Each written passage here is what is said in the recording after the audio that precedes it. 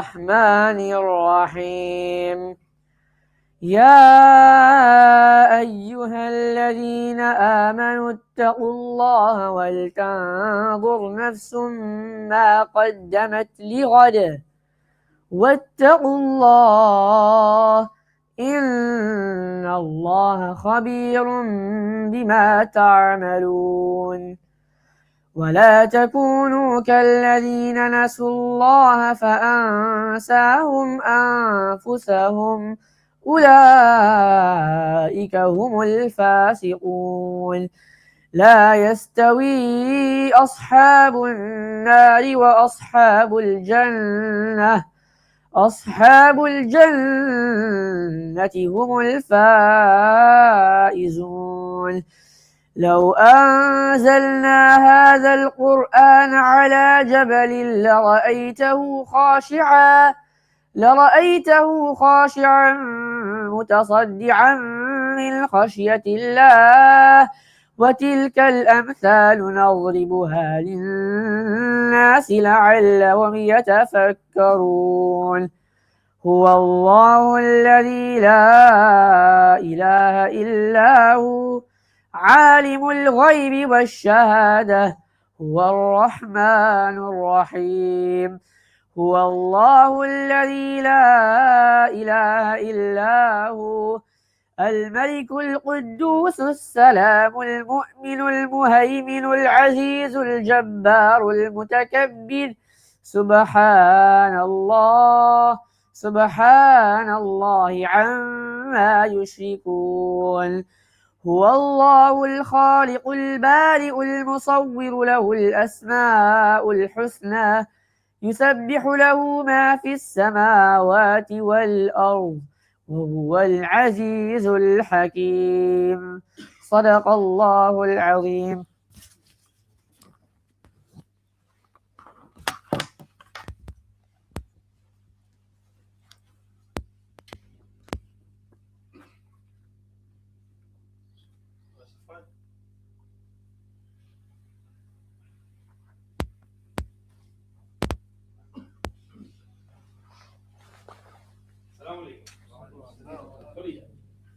Boys, can you move forward? There's some 5-6 ladies there. Maybe you follow them over here. Everybody on this side. Huh? Oh, they've got front. You just see the screen anyway, so. Yeah, you're welcome to come this side anyway. Come, Karim, come here. How are Huh? Acha. Okay, move forward. There might be some people coming later on. This side with your hand. Move, come on. बस ये इसके पास जगह रखना cameraman के लिए. जज़ाकल्लाह. बिस्मिल्लाहिर रहमानिर रहीम. नहमदुहु व नुसल्ली अला रसूलिहिल करीम. अम्मा बाद. I'm not here for long lecture, 5-10 minutes. Then Maulana Abdul Hafiz Sahab and then everyone else will address you, inshallah. I just want to thank you all for coming down, and I want to thank the speakers. I can see Maulana Zuhair Adam Sahab, Maulana Junaid Sahab. Where is Hafiz Tawseef Sahab?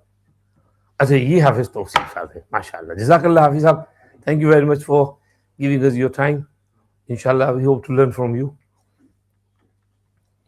This is for, क्या है preparation, क्या नाम रखा है इसका? GCSE. Revise smarter for GCSE. Your exams. Right? Exams in Arabic is called imtihan. It's also called ikhtibar. It's also called ibtila. لِيَبْلُوَكُمْ أَيُّكُمْ أَحْسَنُ عَمَلًا. Quran said. You know Tabarakalladhi, Surah Tabarakalladhi biyadihil mulk? Huh? Each one of you should memorize it. Nabi Kareem Sallallahu Alaihi Wasallam said, he's got 30 ayats. I wish every ummati of mine knows Surah Mulk by heart. In Ramzan, if you learn one ayat a day, in 30 days you can memorize 30 ayats. Will you do it, inshallah? Everybody should know it. Allah said in there, لِيَبْلُوَكُمْ أَيُّكُمْ أَحْسَنُ عَمَلًا. Allah created us so that He may test us, who was the most beautiful of a'mal. So this dunya is a place of test. So test is going every day. This whole life of ours, 50, 60, 70, 80 years, whatever Allah gives us, we are in an examination hall. And the results will be announced on the day of judgment. And those who pass and get right hand, they will be successful, saying how muqra'u kitabiya. Those who fail and given left hand, they will be saying la ya laytani lam uta kitabiya. So we are in an examination hall. Now you will be sitting in that examination hall for a few hours. You need to work hard. And you need to understand that studying in the school is for a purpose. You want to get the best grades. Now, if you work hard, you get nice, good grades, best grades, you go further and further and further, and inshallah, one day you will be a doctor or a lawyer, a barrister or an engineer or whatever you want to be. But if you don't work hard, you are lax, then the time is going to pass anyway. And the degree you get will be useless. You'll have to tear it and throw it in the bin. You can't progress with that because you failed. First thing is you need to make your mind up, that resolve that I'm going to work hard, I'm going to try my best, I'm going to get the best results, inshallah. And for that, you have to prepare. They say, if you fail to prepare, you are preparing to fail. Get it? If you fail to prepare, then you are preparing to fail. Make sure you prepare properly. Our Nabi sallallahu alayhi wasallam was a man of preparations, well prepared. Hadith mein hai, likulli amrin indahu itadun. Anything that was impending, he would be prepared in advance for it. He knew what's coming and he would get ready and he would be ready before it happens. So he was a well prepared person for everything throughout his whole life. You have to be prepared as well. For that, number two, with preparations, you have to avoid social media. Don't waste time on social media. The worst thing for a young man, student, is social media. It corrupts your mind, it wastes your time, and there's lots of gunas and sins on the sins of the eyes. You know, one of the things that weakens the memory, how does your memory become so weak that you can't memorize anything, you can't learn anything, you forget everything. You just read it, you learned it, and then you forgot. One of the main reasons for forgetfulness is the sin of the eye. If you do the sin of the eye, your memory gets weak and you forget everything. So avoid the sin of the eye. And that's on social media. Don't watch all dirty stuff here and there. No, wrong photos, wrong videos, nauzubillah stuff. It's guna anyway. And it's going to harm your study as well. So be careful with regards to social media. And number three, be disciplined, organized, keep a balance. Right? Don't tire yourself out. Eat properly, sleep well, and eat properly, meaning good stuff. Don't eat outside junk food from here and there. I'm not talking about McDonald's, KFC, that's haram anyway. But even the other outside food, your mom's freshly cooked food is million times better than that basi food of the takeaways. Right? So try and eat at home, just enough. And also, you know what enhances your brain and memory?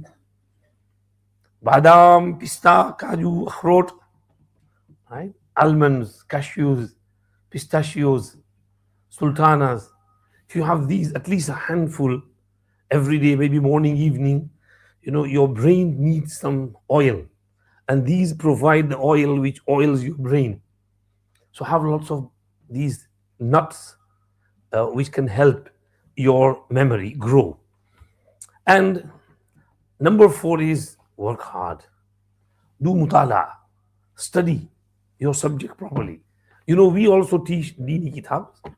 And our Ustad Maulana Aqil Sahib used to say, a student can only be successful if he knows the subject at exam time better than the Ustad.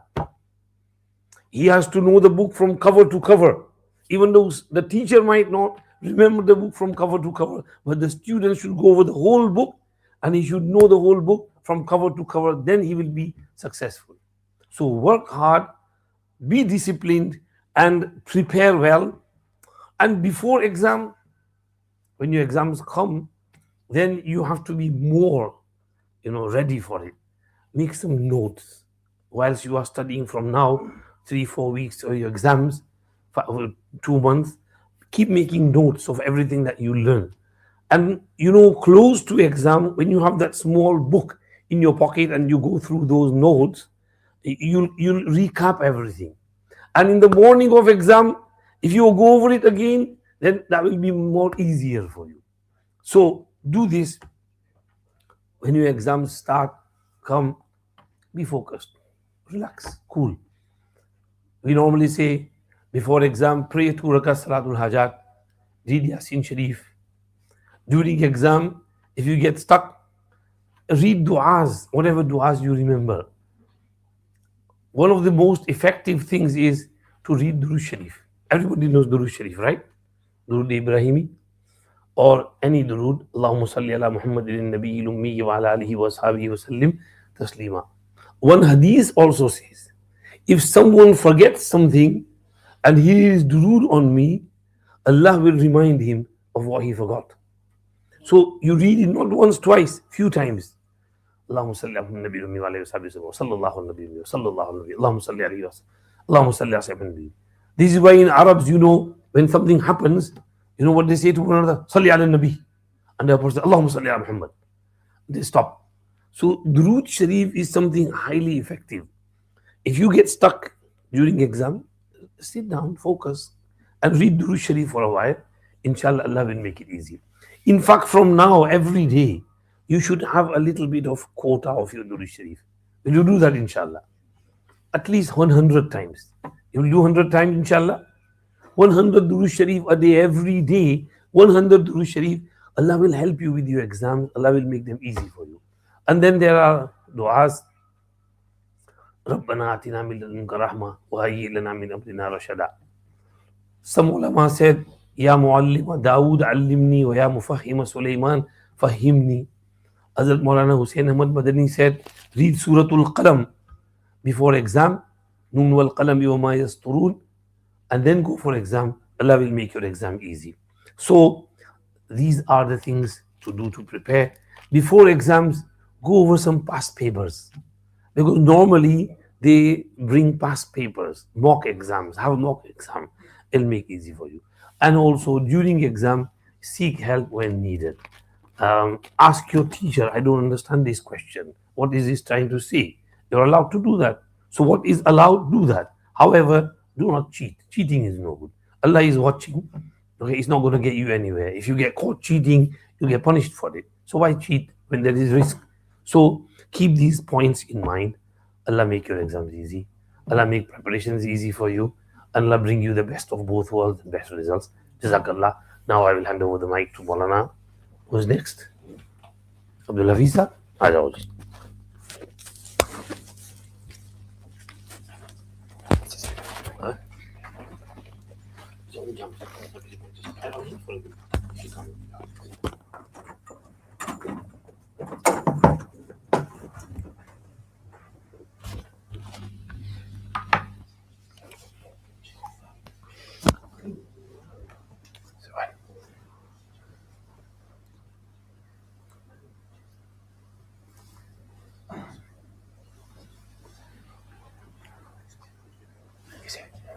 Ahmed is online.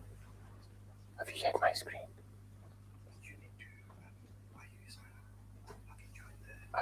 I'm on screen. Yeah, I've checked my screen.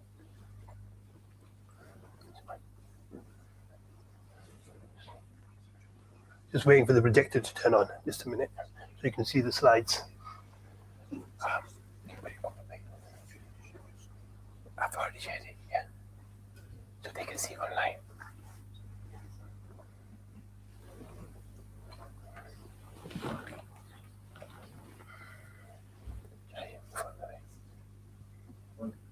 Can you all see the slides?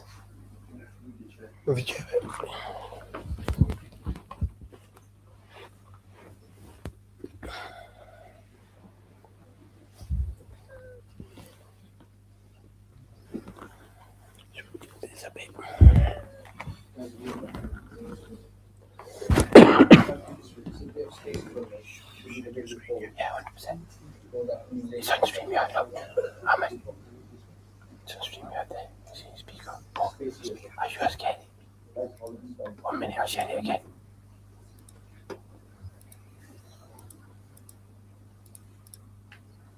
Right now.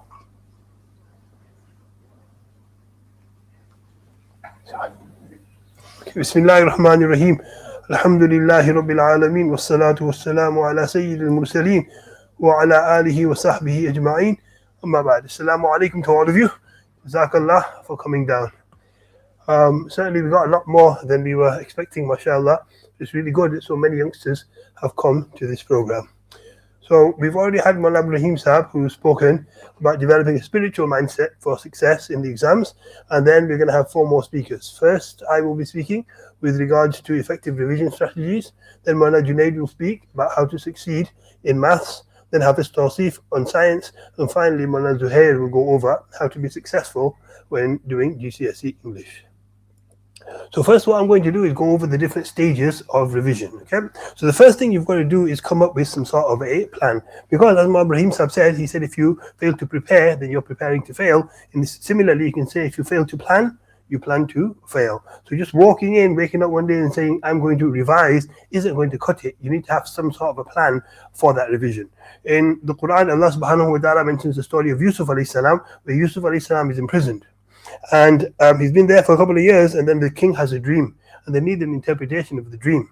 So they come to Yusuf alayhi salam and they ask him what the interpretation of the dream is. And the interpretation of the dream is there's going to be 7 years where there's going to be lots of crops growing, and then for 7 years there's going to be this famine.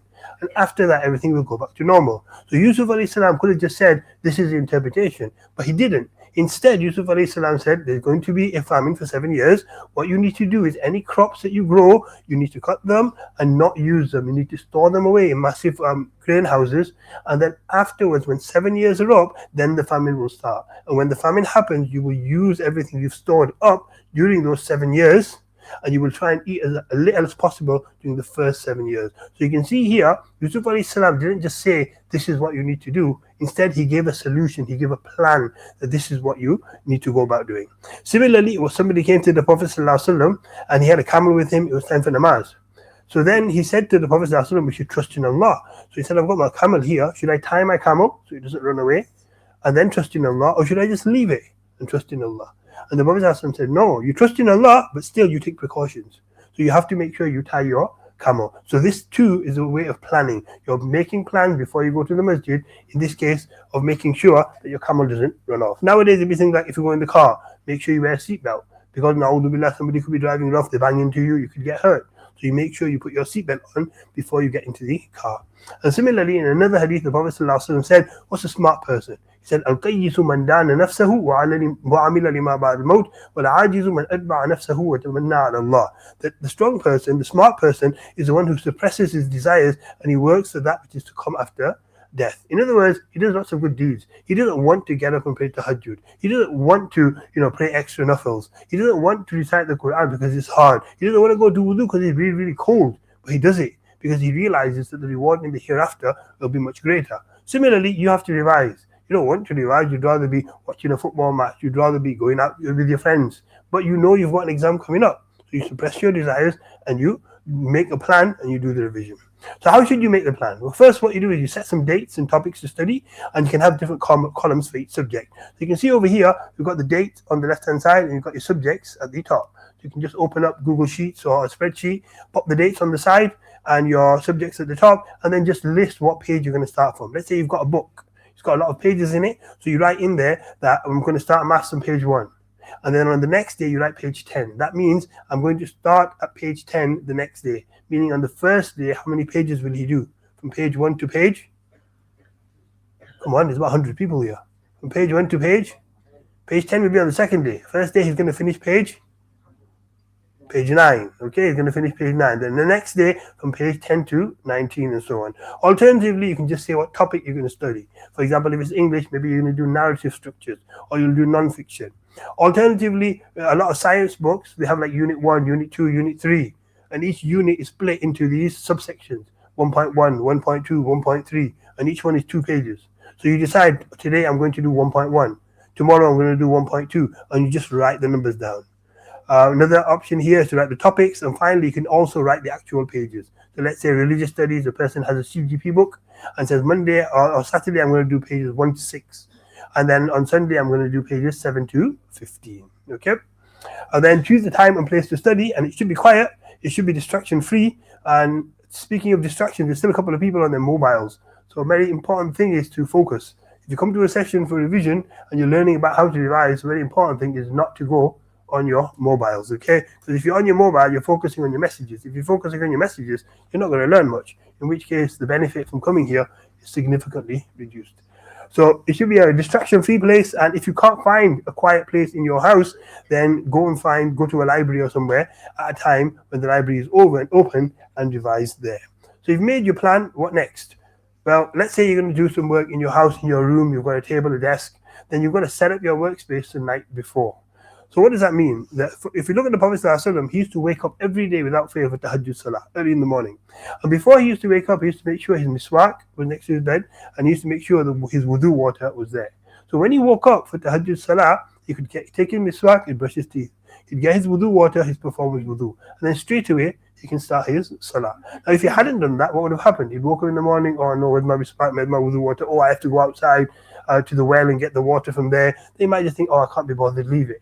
So the Prophet ﷺ used to plan beforehand, have all his stuff ready.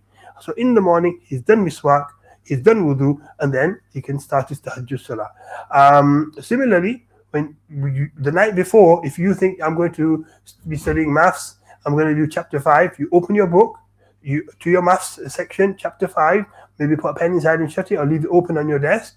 If you're going to be going through some revision videos, maybe you're doing science, free science tutor, you're going to do him. So you go to the video you're going to be watching on the playlist that you need, and you leave it open. And then you close your computer. So the next day when you open the computer, the first thing you see is the video you should be watching. When you look at your desk, the first thing you see is the chapter that you should be working on. And so straight away, you can start working on it, okay?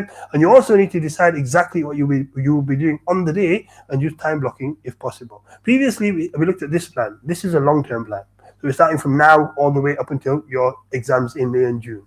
But this one is a daily plan. So instead, you say, what am I going to do every day? So you put your 3 priorities, and they don't have to be study related. And then you plan out exactly what you're going to be doing. And then when you start your revision, you'll find that Shaitan will put ideas in your head. Oh, you need to go here. Oh, you need to call this person. Oh, you need to post this out. You need to go and collect this. So never go straight away. Instead, just put it down in the brain dump section. That I've remembered I have to do something, just write it down. So that will free up your mind, and you can continue your work, your study. And once you've finished your study session, then you can say, okay, let me look at my brain dump section. Let me deal with a few of them. So let's say, for example, there's a student and he's come along and he's made this. Okay, so it's today he's planning on going to the HLC revised smarter session. So he's put that in. He's planning on doing 5 hours of revision, and he wants to go to the gym for the hour. And then he's made his own plan. He's a Sufi kid. He wakes up in the morning for tahajjud salah.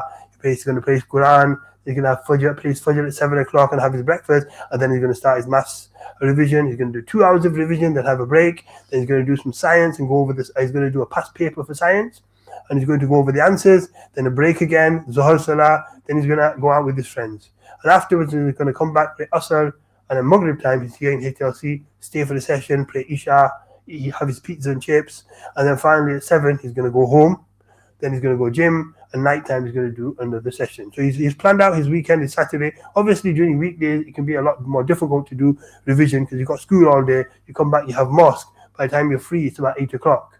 So it might be a bit harder, but weekend, you certainly can make time. And then as he was doing his work, he suddenly remembered he needs to order some new shoes. So he doesn't go on Amazon or Sports Direct or whatever and start looking for shoes. Instead, he just writes down, I need to order some new shoes. He remembers his lamp is broken, he needs to fix it. He just makes a note. And then afterwards, when he's finished, he thinks, okay, let me just sit down. I've got a bit of free time now. Maybe at 10 o'clock, he sits down, he orders the shoes online. Maybe he has to clean the garden over here. He thinks, okay, before Maghrib, I've got half an hour. I'll just clean the garden then, and so on. So this will help to ensure that the plan you made, you actually end up sticking to it. Next, you need to get rid of all your distractions. You've sat down, you've got your plan there, and now you need to get rid of those distractions. And being free of distractions, we can see this in the life of the Prophet ﷺ. When the Prophet ﷺ meditated, he went all the way, climbing up the mountain of Hira. 2 hours it takes to get to the top of Hira. And then he would spend days on end inside the cave of Hira meditating. He could have just done it at home. Similarly, he did etikaf. When he did etikaf, he used to do it in the masjid. And he used to stay in the masjid for the last 10 days of Ramadan. Why didn't he just stay in his house and do ibadah? But the reason is because it allows you to focus and helps you to achieve your aim because there's no distractions anywhere. Once the Prophet ﷺ had a really ornate sheet on, and while he was praying namaz, his eyes fell upon it and he got distracted just for a few moments. So as he finished salah, he said, go and donate this to somebody. Abu Talha al-Ansari was once in his garden praying salah. He had a really nice garden. And as he was praying salah, he saw this bird tweeting and flying about. And then he got distracted and he forgot what rak'ah he was in. Was I in the third rak'ah or fourth rak'ah? And he disliked that so much that when he finished his salah, he went to the Prophet ﷺ and he said, I don't want to be distracted by this garden. I donate it to charity. Okay? So distraction is not good. And the Sahaba understood, Prophet ﷺ understood, the distraction is something we need to stay away from. And the biggest distraction is your mobile phone. So the best thing to do is when you sit down to revise, don't keep your mobile with you. Put it in a different room or give it to your mum or your dad and say, you keep my mobile. Alternative is just keep it out of reach. You're at the front of the room, put your mobile at the back of the room, okay? If you can't do that, then at least put it out of view, okay? Put it in your jacket pocket that's on your chair, or put it inside your desk so it's out of sight, okay? Now, if you know maybe you need it, you keep it with you, it'll still go ping and you'll hear it. So you might get distracted then. So what you should do is turn your Wi-Fi and your data off. If you turn your Wi-Fi and data off, then notifications won't come in. And if something is really important, somebody will ring you or they'll send you a text message, okay? So that way, you're able to ensure distractions are kept to a minimum and you can focus on your study.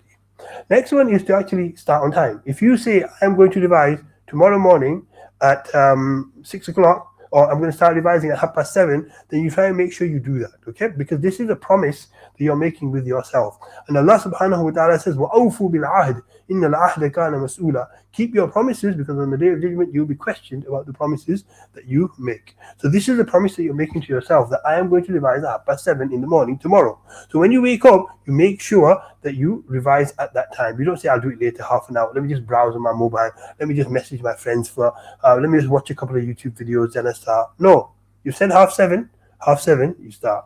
And you also want to make sure that you don't end up going, having to leave your desk. So if you're going to have some snacks, keep them with you on your table. If you need some drink, get a big jug of water, put it there, have your glass there. Okay, so when you're thirsty, you can drink it. If you need to go to the bathroom, go to the bathroom first, so that you don't need to suddenly get up because you're desperate for the bathroom. And don't get out from your chair unless absolutely distracted, and try at least to stay in that place for at least 1 hour before you get up and go somewhere else. There is something called the Pomodoro technique. Has anybody heard of it? Put your hands up if you've heard of the Pomodoro technique. Nobody? Goodness me, what do they teach you in school? Okay, so the Pomodoro technique has too many breaks in it. It's this idea that you work for 25 minutes and you have a 5-minute break. You work for another 25 minutes and you have another 5-minute break. This is good for physical activity, but it's not good for mental activity because you want to get into what's known as a flow state. Okay, flow state is when you start doing work and you just forget where you are. Like some people, they enter flow state when they're reading a book. Yeah, they pick up a book and they start reading the book and that's it, you can't get through to them. Others get into flow state when they're watching a football match. Yeah, mum's calling them, dad's calling them, they don't know what's going on. They're just interested in the football match. Others get into flow state when they're playing games, wasting their time on games. They're playing Fortnite or playing FIFA or whatever. Mom and dad are calling them, not listening. That's when they enter flow state. You need to enter flow state when you're revising. You get into a stage where you're so focused and you're so into your revision, you forget what time it is, okay? And an example is Imam Muslim rahimahullah. Once it was nighttime, somebody had mentioned the hadith and he said, where's that hadith? I remember listening to it somewhere. I've got to find the hadith in my hadith collection. So then he went to his library and he's told everybody, nobody disturb me. I'm going to lock the door. I'm going to stay here. So somebody gave him a basket of dates. And he spent the whole night from Isha all the way to Fajr, completely lost track of time. And he had a basket of dates and he just kept picking dates from there. It's like a big basket. And by the morning, without even realizing it, he'd finished the whole basket of dates off. He was so engrossed in the work that he was doing. There's a story about Shah Waliullah as well, that once he was studying and he asked for a glass of water. So his father was like, Inna lillahi, so that knowledge has left our family because he's been distracted from his studies. But then the wife said, no, don't worry. And then they went and got a glass of vinegar for him. Give him a glass of vinegar. He drank the glass of vinegar. He didn't even realize he was drinking vinegar. That's how engrossed he was in his studies. And similarly, Ali radiallahu ta'ala anhu was once told you have to do an operation on you. He said, don't do an operation now. Let me start praying salah. When I start praying salah, I'm going to sit down, start praying salah, and then whatever operation you need to do on my leg or arm or whatever, do it. So he said Allahu Akbar, started his recitation, and they did the operation. When namaz was finished, he's like, what, do you not do the operation? He said, yeah, we've done it. He was in a flow state. He was completely engrossed in salah. He didn't even know what was going on. So that's what you need to do as well. All distractions out of the way, you start your revision, and you should be completely focused on there. Next, you need to keep yourself motivated. You can do that by gamifying it and giving yourself a few rewards, okay? So for example, you can say, I'm going to reward myself with a refill of some drink or get a chocolate bar or something after I've done 1 hour of revision. And you should also break your revision into blocks, because the Prophet ﷺ said, Yassiru wa la tu'assiru, make things easy, don't make things difficult, okay? So if you are saying, oh, I have to revise for 4 hours, that seems very, very difficult. But if you mentally change your mindset and say, no, I'm going to revise for 1 hour, then have a little break. 1 hour, little break. Then thinking 4 1 hour slots is much easier, or just focusing on 1 hour and then you break is much easier than thinking I have to do 4 hours of revision. Okay. Next stage is don't let your standards drop. Let's say, for example, one day you revise, you've only ever done 15-20 minutes revision, but one day you're able to do 1 hour of revision. You feel really good about yourself. That's your new standard now, because you know you can do 1 hour of revision. So next time you sit down, minimum should be 1 hour of revision. Similarly, 2 hours, that's your standard. Don't drop to a lower standard, rather keep your high standard. Let's say, for example, somebody goes to the gym, they do 50 reps. Next time they go in, they're not going to say, I'm going to do 40 reps this time. No, they already know they can do 50. So they try and push themselves. Can I do 60? Can I do 70? And so on. Similarly, you should push yourself too.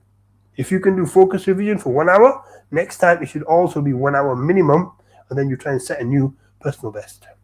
Okay, so that's the section on when you need to sit down and actually revise. So now you've sat down, you've got all your stuff in front of you, you're doing your revision. What methods are you going to use? Okay, you're going to use what's known as revision strategies. And that's a plan or technique to review, which means look again at, and reinforce, which means remember material that you've learned before. Now, any strategy that helps you understand or remember material you were taught or learned in the past is called a revision strategy. I'm going to ask you to put your hands up now. Okay, so first of all, everybody put their hands up. Everybody put their hands up. Jazakumullah. High up in the air so I can see them. Okay, put them back down. Now, I'm going to mention these revision strategies one by one, and then you put your hands up if you have used that strategy, or if it's a common strategy you use. Number one, cramming, which is just before the exam, 1 or 2 days before, you do all your revision, you haven't done anything before. Be honest. Put your hands up if you do this one normally. Only one person is honest. Practically every single person must be doing this. Come on. Number two, using mnemonic devices. For example, when you need to learn the colors of the alphabet, you say Roy G. Biv or Roy of York gave battle in vain, where you make up something. So put your hands up if you ever use the mnemonic. Good. Okay, we've got a few more there. Okay, Jazakallah. Next one, summarizing text. So you've got, let's say, for example, 2 pages in your science book. You took out a sheet of paper and you summarized those 2 pages into maybe 1 paragraph. Put your hands up if you've done that. Okay, that's quite a few as well. Next, we've got highlighting or underlining. Have you ever had a book or your notes, you've taken out your highlighter and you've been highlighting as you go over your notes? Put your hands up if you've done that. Okay, there's some revision strategies I don't know about. There's a couple of kids that never put their hands up, so come on. And then we've got rereading. Okay, this is the idea that you've got a science exam tomorrow, so you open up your science book and you read chapter 1, chapter 2, chapter 3. Put your hands up if you regularly do this. Good, don't be shy. Put your hand high up so I can see. Okay, quite a few have done that. Okay, next we've got mind maps. Mind maps where you have like a spider diagram, something in the middle, branches coming out of it, and then you have the topics connected to your main topic coming out of there. Put your hands up if you are a regular user of mind maps. Got a few there, handful there. Next one, explaining ideas in your own words. We'll be handing out notes for this afterwards at the end anyway. So you don't need to take pictures or anything, because at the end we'll be giving handouts out after Isha, inshallah. So explaining ideas in your own words. Anybody regularly do that? You've read 2 pages, you close your book, and try and explain it.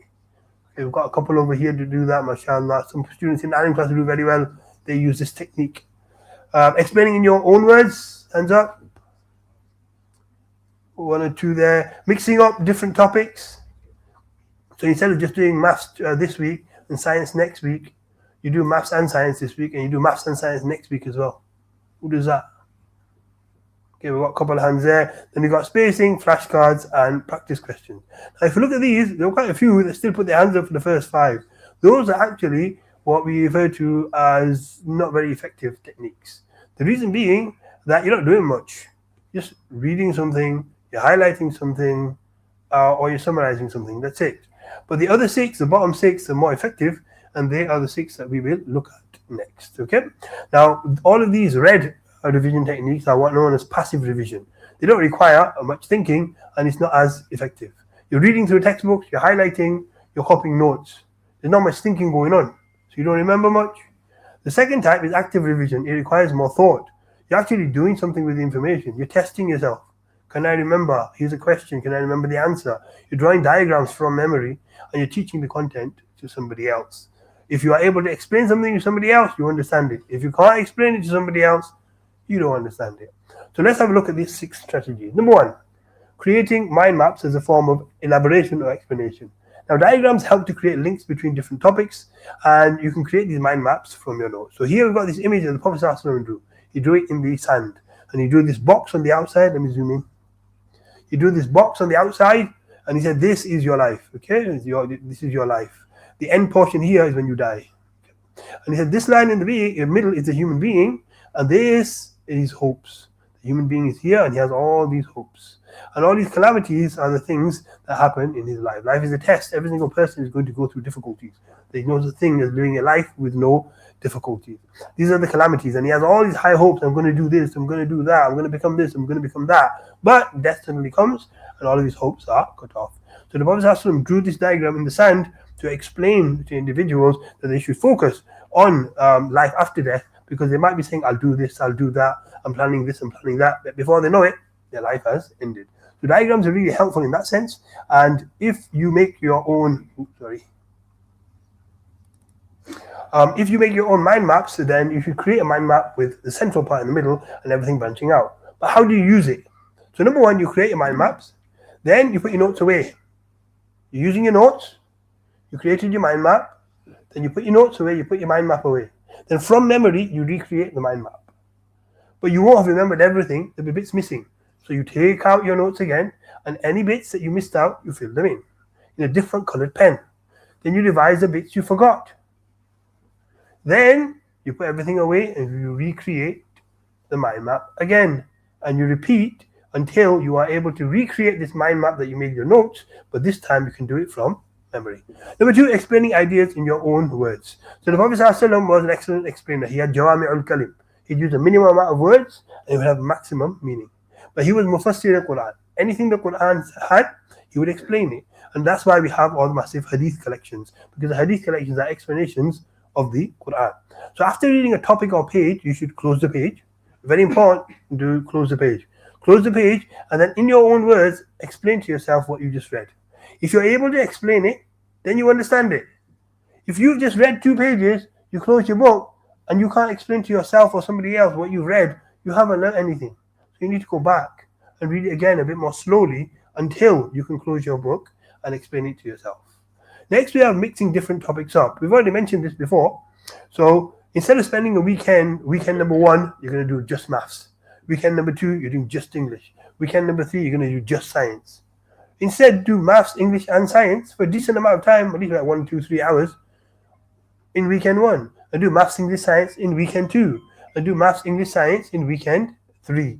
Because you are constantly going over it, every time you revisit your maths, your English, your science, that'll be a way of you remembering the material that you've already done, and that will help you remember it better. A fourth one is spacing out revision over time. So the Prophet ﷺ said, "Ahabbul a'mali ila Allah adwamuha wa in qalla." The best of, or most beloved of deeds to Allah subhanahu wa ta'ala are the consistent ones, even if they're really little. So something you do every single day. For example, every day you wake up without fail, you pay the dua for waking up. Every day when you sit down to eat, you always pay the dua for eating. Every time after salah, you pray your 33 subhanallah, 33 alhamdulillah, 34 Allahu Akbar. These are consistent deeds, and Allah subhanahu wa ta'ala loves these. Similarly, when you're revising, consistent revision is far superior to cram revision at the end. If you sit every single day for 30 minutes and you revise something, over the course of 2-3 weeks, that's far superior to suddenly sitting the day before the exam and doing 10 hours of revision. Okay, cramming, yeah, you will still do cramming the day before the exam, but you should have already also done constant, consistent revision over multiple days before that. Next, we have flashcards. Allah subhanahu wa ta'ala says, وَلَقَدْ يَسَّرْنَا الْقُرْآنَ لِلذِّكْرِ فَهَلْ مِن مُدَّكِرٍ. That we have made the Quran easy to remember. How has Allah made the Quran easy to remember? Is because Allah subhanahu wa ta'ala repeats things. He says similar stories, like the stories of Adam alayhi salam and Musa alayhi salam, come multiple times with slight changes, extra details here and there. So this is similar to flashcards because they remind you of the content. And finally, we've got practice papers, practice questions and past papers. Now, these are probably the most important ones after you've learnt yourself. You get some students who, mashallah, they know their stuff inside out. They memorize everything. But when they do the exam paper, they do absolutely rubbish. And you think, why? It's because they haven't picked up the exam, the practice papers. They haven't done enough exam papers, past exam papers. Now, these mimic the final exam, and they're very important to become familiar with the exam structure and the types of questions. So you should, number one, do the past paper in time conditions.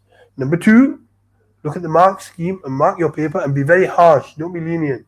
If you didn't get everything word to word, don't give yourself a mark.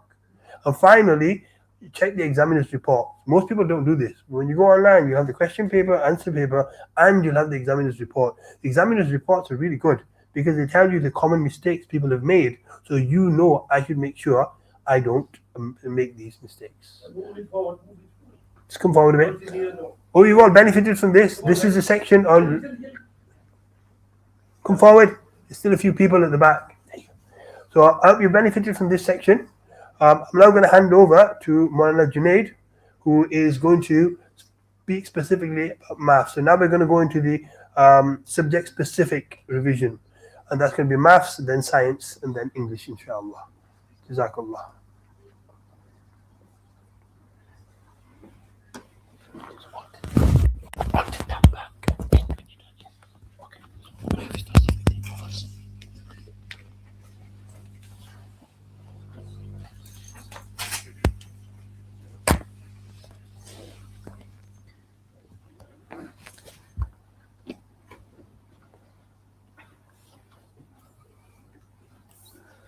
بسم الله الرحمن الرحيم نحمده ونصلي على رسوله الكريم أما بعد.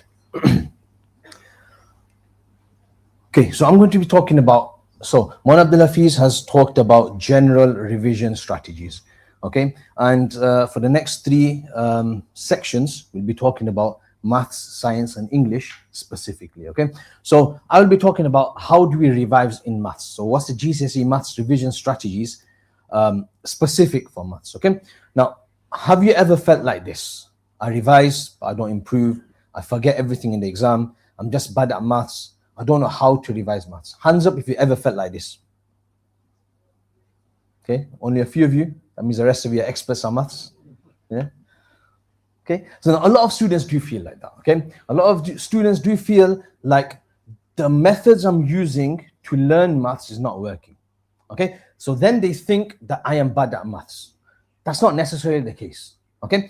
A lot of students, they may be weak at maths, but if they use the correct method of learning, of revising, then they will improve their maths. A lot of other times, a person might think that they're good at maths, but when it comes to revision, they're not really succeeding because the strategy and the method they're using is not the correct one, okay? So these are habit problems, they're not talent problems. Okay, so it's not all about talent. It's not about being good at maths. It's about how you revise. And most students, unfortunately, revise maths the incorrect way. Okay, because maths is a skill, and skills can be trained. You can train your brain to understand maths better. You can train your brain to understand maths better because maths is like a skill. Okay, think about any skill. Yeah, you got football, for example, gaming, driving, whatever it is. These people were not born experts at this. A person trained themselves to be better at it. The same is with maths. Okay, so in this section, I've not got too much time. We'll talk about three different things. Okay, number one, how to revise maths efficiently. Number two, exam techniques, and number three, slightly right at the end, I'll talk about predicted papers, which might be helpful for you. Okay, so section number one, how do you revise maths efficiently? What doesn't work? just reading the notes. If you got a revision guide, just read the notes.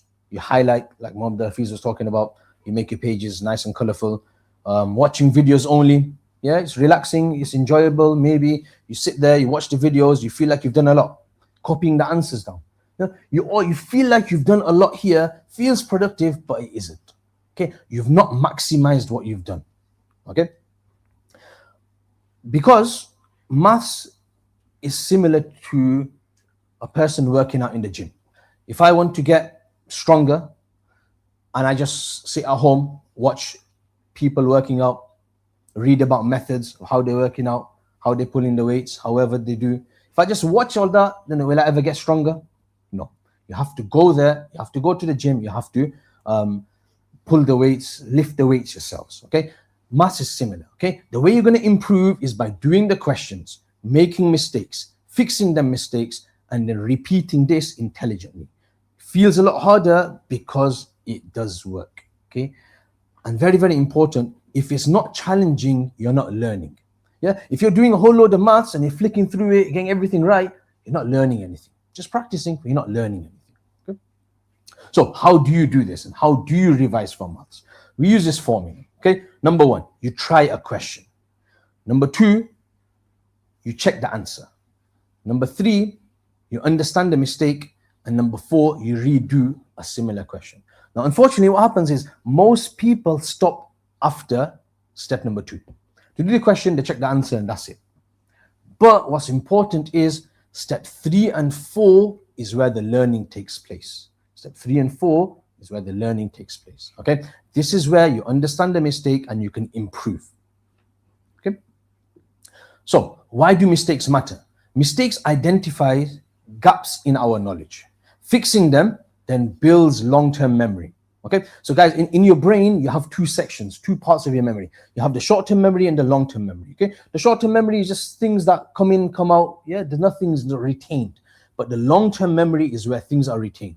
Just by copying out an answer, all this is going to stay in your short-term memory. But when you make a mistake, you think about it, you understand your mistake, you know how to correct your mistake, that's when it is built in your long-term memory. Redoing the question builds that confidence after. Okay, getting it wrong is part of getting it right. Okay, if a student makes a lot of mistakes, so a student should make, good students make a lot of mistakes so that in the exam they don't make mistakes. Okay, very important for maths. So what should you do? You should revise the right topics. This is important as well. Okay, so you have to rag the topic list based on your understanding. What does that mean? Red, amber, green. You identify topics, you look through them and you think to yourself, all right, I'm good at that. I'm confident. Let me mark that as green. I don't know this one at all. Mark that as red. This one I need practice on. Mark that as amber. Okay, when a person does that, then he knows he needs to prioritize the amber and red ones. There's no point spending hours revising something you already know. Okay, especially for maths. Okay, now on the handouts that you'll get after Isha, inshallah, all these notes that I've put on here will be there. On the back of it will be topics. Okay, all the topics that are covered. Some will say higher only, and some won't say that. The ones that don't say it, that's for foundation and higher. And obviously the ones that do say higher only are for those students studying higher. This is generic. It should cover all exam boards, whether you're doing EdXL, OCR, AQA, whatever it may be. It'll cover all of them. Okay, so on the back of that, use that. Think of it yourself. And I've made options there as well. Red, amber, green. You tick it according to what you think. Okay, and then revise and prioritize the amber and red ones. Okay, another thing, very important, daily maths practice. Short, daily, deliberate practice is very, very effective. Okay, and the reason it's effective, along with being repetitive, is that there's variation in the questions. Okay, now when a person does maths right from year 7 all the way till about year 10, half of year 11, each lesson is about one topic. Okay, but our exam is not going to be like that.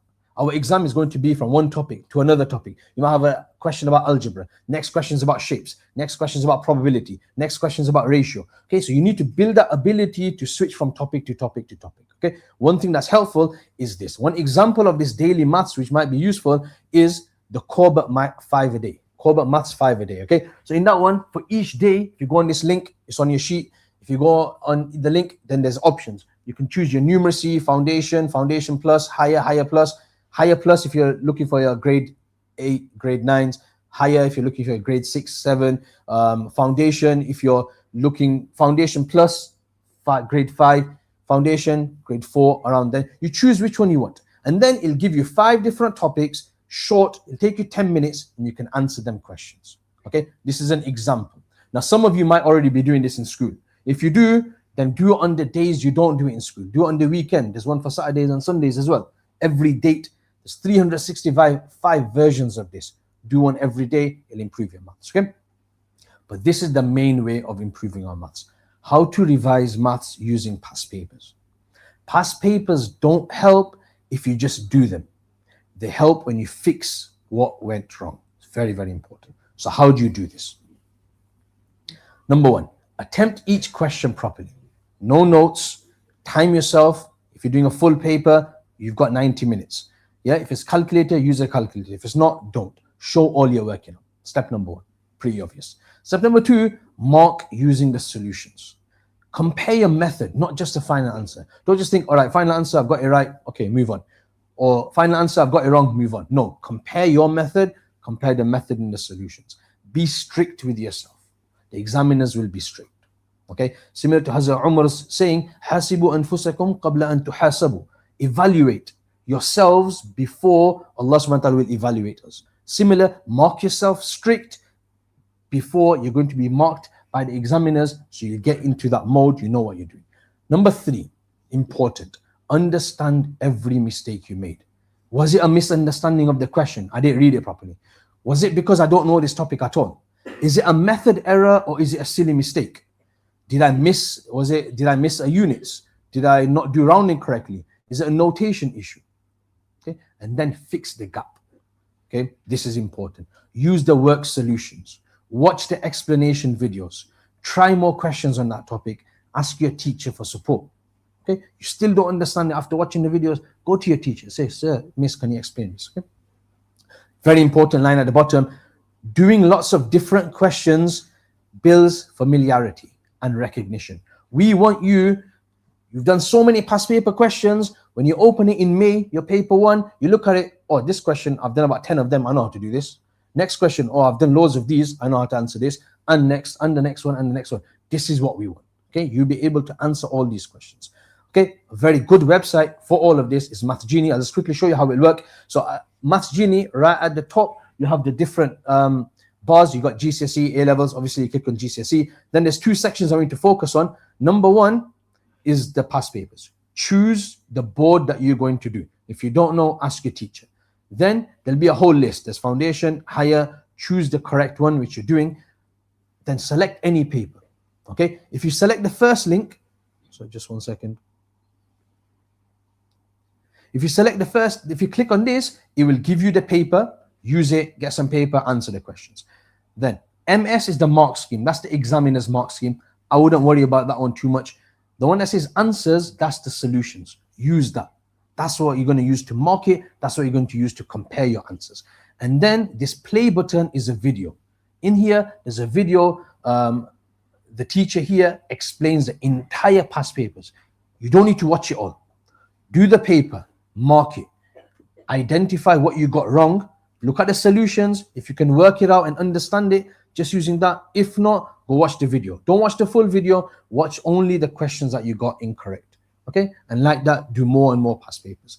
If there's a topic that you're struggling with, then if you click on this GCSE maths topic here, you'll find every single topic. Okay? And it'll be graded from grade 1 all the way to grade 9. Topics are graded.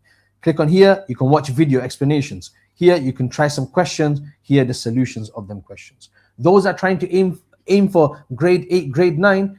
Don't waste your time spending trying to work out grade 4, grade 5 stuff. Okay, go straight on to that more difficult stuff. Okay, section 2, maths exam techniques. I'm going to run through this quite quickly. Sorry. Read the question actively. Underline things if you need to. Okay, identify what the question's asking. Number 2, use the marks to guide you. Think of it as 1 minute per mark. Okay, the question's three marks, think you've got 3 minutes. Why? In a maths exam, for most of us, it'll be 90 minutes, 80 marks. You do 1 mark per minute, you got 10 minutes to spare to check and everything. Number 3, write down the formulas before starting. If identify the question, then you think, all right, this question's about area, let me write down the area formula. This one's about speed, distance, time, let me write that formula down, and so on. Number 4, show all working out clearly. Very, very important. Number 5, use sentences and reasons when required. If a question says, show that, then make sure you show that. If a question says, give explanation, if a question says, for example, does he have enough money to buy the drinks, then answer that question. Say yes or no with the reason. Okay, don't just leave it blank. Many angle questions will tell you that show work, state your reasons for every part of your working out. 5-mark question, 2 of them marks will be for reasoning.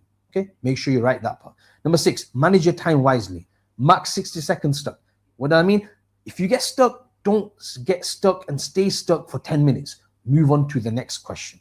Go back right at the end. Number 7, leave the difficult questions at the end. Go back to them and do them at the end. Number 8, check units carefully. Number 9, round only at the end. So when a question says round it to 3 significant figures, don't start doing it right from the beginning. Do your calculations using the large amount of number right at the end, round it. Number 10, sense check your answers.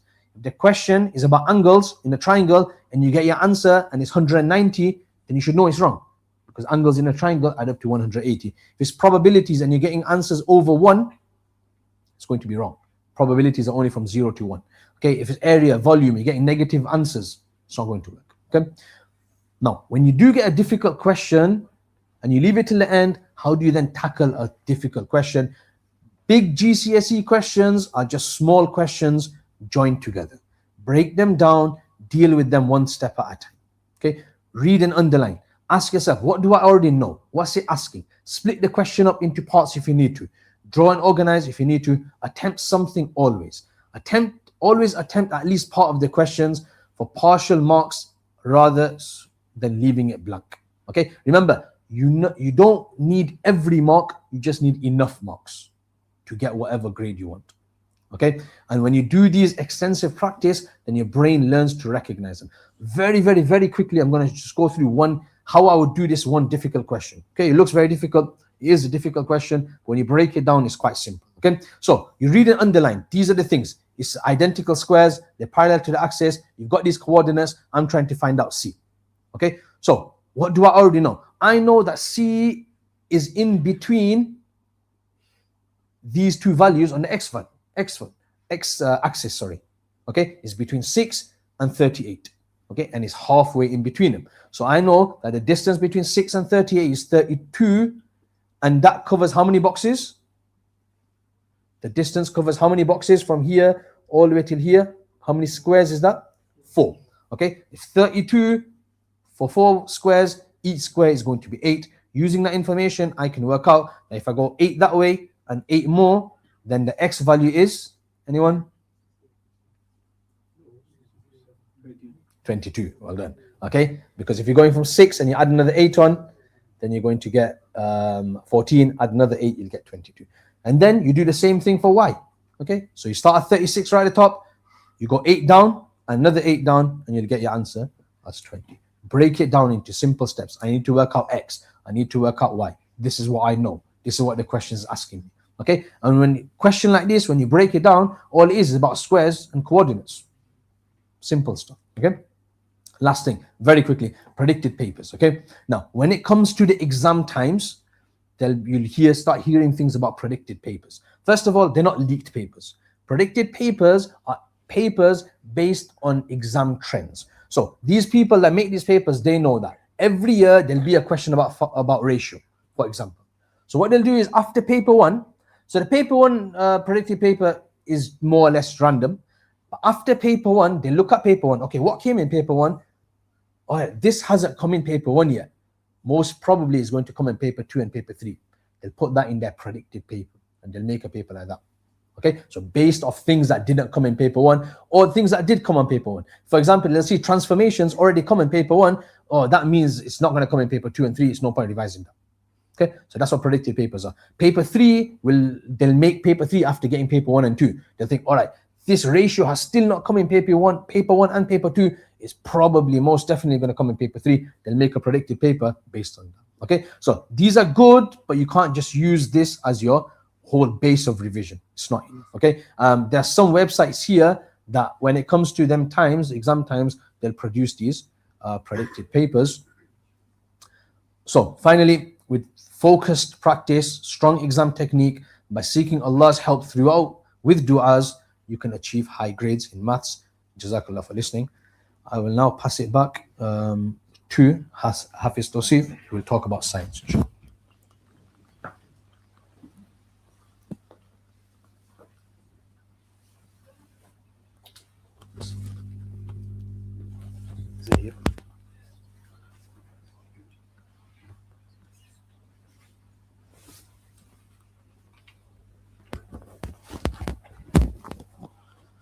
Assalamu alaikum wa rahmatullahi wa barakatuh. So mashallah, right, in terms of time limit, keeping everything in mind, keeping everything into consideration. First of all, mashallah, it's nice to see former, current students. Right now I'm thinking, mashallah, the current students that I see Monday to Friday, mashallah, they're not as enthusiastic, and mashallah, they've turned up on a Saturday, right? So hopefully it's beneficial for them. You have Maulana, I was just anticipating, is this in order of importance, maths and science and English, right? But in terms of science itself, I'll summarize, I'll try and keep it short. A lot of Maulana has covered. I'm pretty sure Maulana Zuhair will say the same. But the importance in science as a career going forward, yes, GCSE is only a foundation. GCSE is the foundation in order to a platform. When you go to college, inshallah, the subjects options are available, right? A lot of students, when they return, a lot of students do say, but sir, GCSE, you were making out to be the end all, it was end of the world if you failed them. But yes, the only reason we put a lot of importance behind GCSEs is just the fact that options are available, especially when you go to college, right? Thereafter, whatever options you have, at least you have options to start with, right? And especially if you are looking to do STEM subjects or subjects in science, right, you will need to pick up certain A levels, right? A levels in science, maybe biology, chemistry, and mashallah, within our ethnicity, within the South Asian community, we know science is a subject where there's a lot of push and mashallah of encouragement to go into, because we know, as well as it being financially rewarding, mashallah is rewarding as a career also, right? So in order to get the grades in GCSE, you need to be aiming for minimum above 5, especially if you're going to do A-level. Because if you're struggling at GCSE science, A-level science is a different ball game altogether, right? So it just shows a commitment from GCSE if you are able to do or get the grades at GCSE. So that will prove a point to yourself, most importantly, that you can go on to do A-level chemistry and A-level biology, or even A-level physics for that matter, right? Just to summarize, as I said, it does say AQA and EdExcel on the board, but that is most exam boards, OCR, very rarely, but this applies to all, combined or even triple award science, right? So there'll be little kind of quotes at the bottom of every PowerPoint that will summarize everything. So grade improve through methods, not a last minute cramming. So a lot of information here has been said. If there's repetition, I will just move on, because Maulana and have mentioned this previously, right? First things first, right? Why students miss their target, right? So all of these things, right? Passive revision, Maulana mentioned this before, exam questions. You will hear this throughout, right? Without core subject knowledge, if your subject knowledge is not strong and you start doing exam questions, it's going to be counterproductive. You are doing exam questions, you will attempt exam questions, but when it comes to marking them, you will just be copying the answers across. Yes, you do need a good foundational knowledge in your subject knowledge. If that is not the case, I suggest you park your papers to one side, revise the content thoroughly, make notes, summarize, create mind maps, etc., whatever it takes, but then answer questions thereafter. And when you do answer questions, yes, look at the mark scheme. A lot of you guys, when it does come to doing exam questions, or when it gets tough, where you actually have to think for yourself, that's when you put it away. You be like, you know what, I've done my bit, I've done my revision now, I've gone through, right? As I tell my students personally, is that sometimes the way you boys revise is that you're rocking back and forth, like you're memorizing the Quran or you're reading the Quran. That's not how revision is done. Revision is done, right, in stages. You've got to first of all see what you want to revise, be organized. You've got to be organized. If you are organized in your mind, right, that is the only way information will actually make its way in, right? If you are just doing anything and everything and there is no plan, right, yes, you are putting the time in. A lot of students do say, but sir, I revise 5 hours and 6 hours. My response is, why? What's that going to get you? It's not a competition in terms of limits, that is how much I've revised. It's quality of revision, not quantity of revision, right? And a lot of the boys who do say they're not revising, right, unfortunately, that's not something to be proud of. It's not something to be boast of. And I tell a lot of students, if they say they are not revising, they actually are, right? So please don't take their word for it, right? You are in your own lane. Make sure you do what you need to do, right, for your own revision, right? So exam techniques, gaps in understanding, lack of confidence, not ability. I refuse for any student to tell me that I am not able or I cannot do it. Not wanting to do it and can't do it are two different things. Right? If you practice enough, that with anything, we can talk about driving. Yes, initially, no one can drive, right? Some still can't drive after they pass, unfortunately, right? But just in general, yes, after you practice and you continually practice, you will become better at it. Yes, you're not going to be experts. And here, I understand, when you go to college, a lot of boys say, I am not going to touch science ever again. Fair enough. At least you have that option available, right? But for the time being, you need to pass your GCSEs, get a grade. You have to have something to show for it. Are you telling me from the age of 5 to the age of 15 or 16, when education is compulsory, you have nothing to show for it? After 10 years, 11 years of education, there has to be something you have to fall back on, right? And mashallah, our elder brothers here, they'll tell you, even the ex-students here, mashallah, they'll tell you that when you do go back, yes, they do ask for reference. When you do apply for certain jobs, they do ask as far back, even in education as a teacher, they asked me for my GCSEs, what I got. Then thereafter, they looked at my college. Then after that, what I got on my university degree, right? So it is important. Do not let anyone say it is not important. And a go-to answer, boys say, if you don't have GCSEs, what are you going to do? Sir, I'm going to do business. Yeah? Business. Business in what? But sir, I'm going to do business, right? So they have, yes, and inshallah, that is aspiration, and hopefully, inshallah, you do well in that. But before you do that, prove the fact that you can actually study, right? And inshallah, any options you want to take afterwards, that is your choice. So something to take into account. Oh, right. These are things to consider, right? Retrieve, check, practice, improve.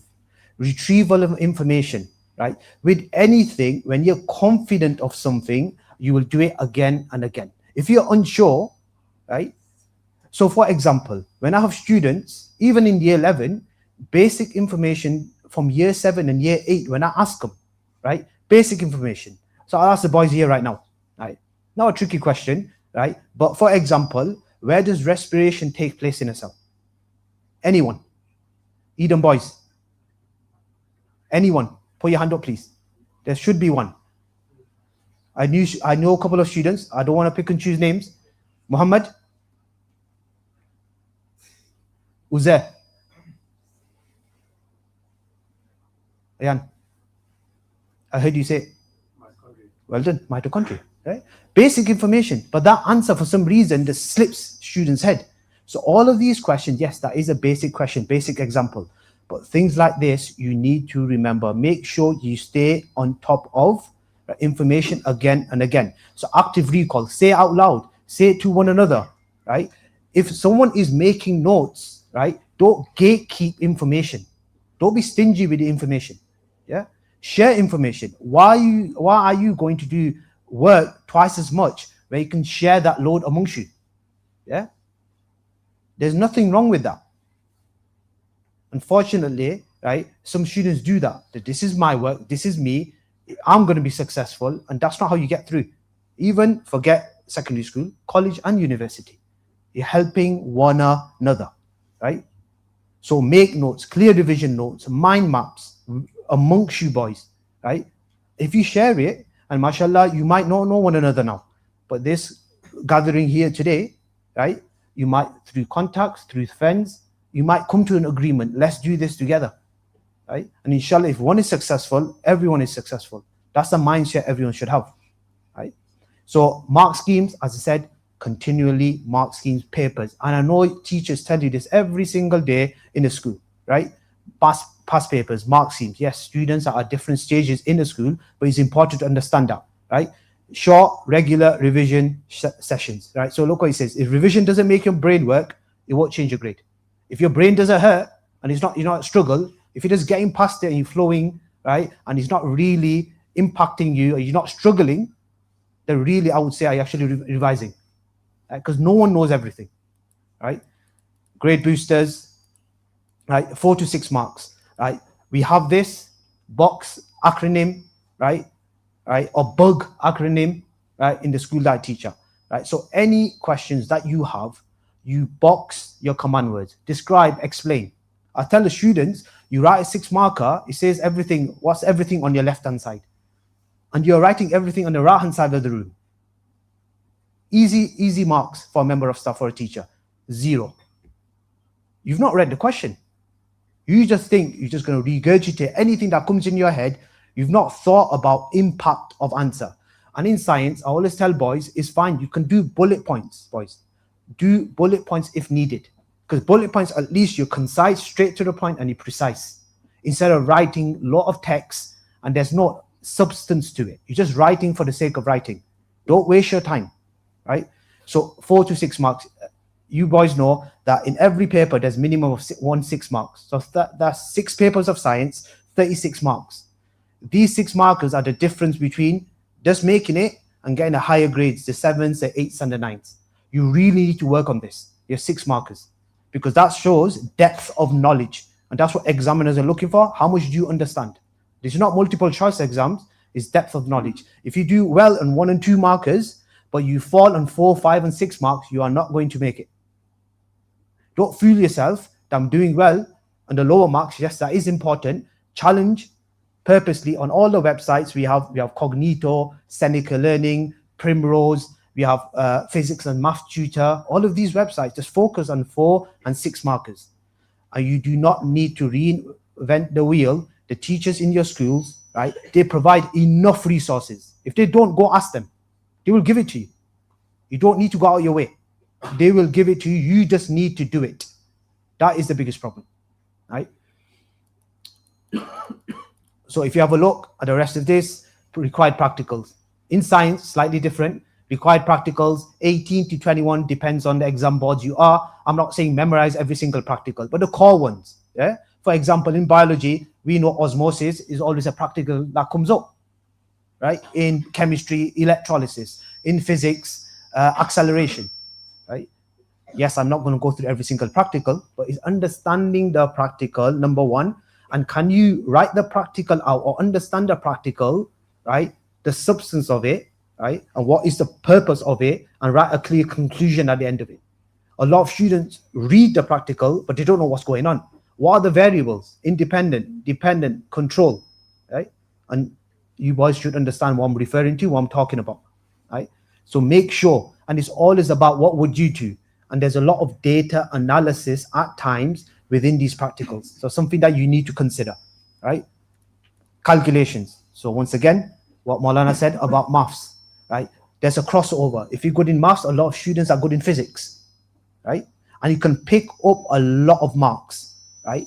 So another acronym, right? We love it in science, right? Guess, right? Given the values, read the question, bug your question, box the command words, describe and explain, underline the key word, go over your question again. It takes 10, 15 more seconds. Do it. That will only help you go do the question and make sure you get to the right answer. I'd rather you get to the right answer and spend 2, 3, 4 minutes extra, right? then race through your paper. And that is a skill that you need to practice papers, because if you do not practice papers and limit or time yourself, what will happen in a real life exam is you'll have 3-4 pages left and the examiner will say you have 10 minutes remaining. You will start panicking. You will panic and you will start going through the answers and writing as much as you can with no substance. And guess what? The back end of every paper in science is where the big mark questions are and the more difficult questions are. So you have to pace yourself. Even in one paper, if that happens or take place, you will be gutted when results days come and you find out that you missed out on 2 marks, 3 marks, 1 mark. We've seen it over years and years and years. The difference between a pass or a fail or a 6 or a 7, 7, 8, 9, whatever that may be, is 1 or 2 marks.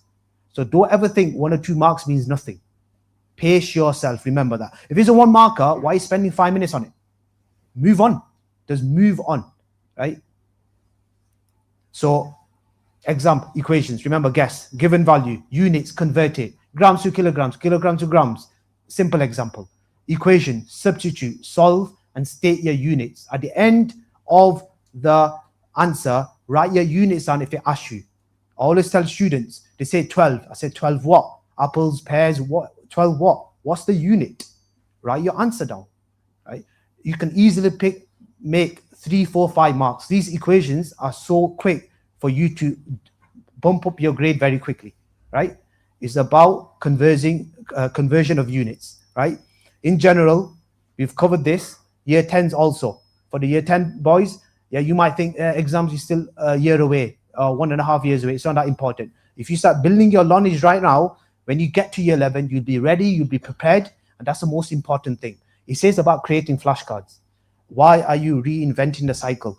If you go on CGP, right, there are flashcards that they already make for you, right? Why are three individual students getting 3 individual flashcards? Buy one amongst you, take a biology section out, give it to one person, chemistry and physics, swap it around after a week. You save money on it, as well as being effective, right? You don't need to individually everyone start buying all of these. But flashcards, all of these are already done. MashaAllah, with technology nowadays, don't waste your time on making stuff. It's all out there. Just get it. And if you get it, please don't get it so it makes you feel better. Do something with it. Yeah? Flashcards, parents' involvement. Have a look, flip it. Ask 10 questions a day. I promise you these flashcards, right, will actually help, right, build on your child's subject knowledge and build on that. And obviously year 11, we talked about exam questions. You don't have time. Time is against you. You need to get a move on. If you've not started already, why? Right, make it effective. Cut everyone off. There is no time. Yeah, you have 2 months after the exam, right, to chill. Do whatever you want. Right, but before, from now till then, head down, just get on with it. Don't waste your time. Right, and towards the end, parents. Right, it's all good and well, but parents, structure and encouragement matter more at this moment in time. Your child will learn his subject knowledge. That's not the problem. But where do parents come in? Right? What can parents do? Encourage. Right? Yes, it can get annoying. Yes, they don't listen. Yes, you have to sometimes force them, but make them understand why they are doing what they are doing. Sometimes, unfortunately, you can do as much as you can, right? And that's what you can do. Right? And inshallah, hopefully with encouragement from here, encouragement from the teachers in school, the penny will eventually drop. And they will do it, right? And ask students to explain topics aloud. So have that conversation. Say, you've done something, can you explain or summarize it to me? Parent involvement, right? Exam questions, support routines and consistency, help them, wake them up, give them a break, tell them, okay, it's enough. Sometimes students don't understand, right? Sometimes they can get lost and lose time. So tell them that, okay, enough's enough, let's have a break, let's go for a walk, let's have some fresh air, right? And at the end of it, it's about praise. If you see your child put the effort in, inshallah, he will get the grades. But at least you can say whatever happens, whatever may happen on the day, right? You know the fact that the results of the GCSE, whatever they may get, you know you saw your child put the maximum effort in. And that's all you can ask for from your child, effort, right? So parent involvement is vitally important. And from today, just to summarize, right? Consistency. Be consistent. Look what it says. Effort, non-negotiable. Right? Your parents can't put effort in for you. Your teachers can't put effort in for you. We can do what we want. If you have no effort, it's pointless. Put effort in, strategize. Maulana has mentioned this before at the beginning. See what you're going to do and be consistent. Or inshallah, all of these three together will equal success. If you want to start revising, organize yourself, right? Before exams come thick and fast, very quickly, right? Organize your work. Where are you going to be? Where on the day before the exam, week before the exam, you have 2 exams in a day. What are you going to do the night before, right? Why are you going to open a revision and start revising that? It's too late for that. What are you going to do? Be effective. There's a certain topic. Okay, revision maths, right? For certain boys, right, from our school. You have revision maths. Go over the revision maths. If you don't have a revision mat, you can easily get revision mats from online, right? Revision mat on everything. You have a video, right? 45-minute video on explaining the whole topic of biology paper 1, for example. Just go over that. Nice watch. Nothing intense the night before. And inshallah, when you go into the exam, you've done your bit. You've tied your camel, right? Then inshallah, the rest, leave it in Allah's hands. Put the maximum effort in. Remember, it's not how you start, it's how you finish. That's what you need to remember. And make sure, right, from this point onwards, your mindset is focused. And inshallah, you will get the grades that you deserve. Inshallah. Jazakallah. Assalamu alaikum.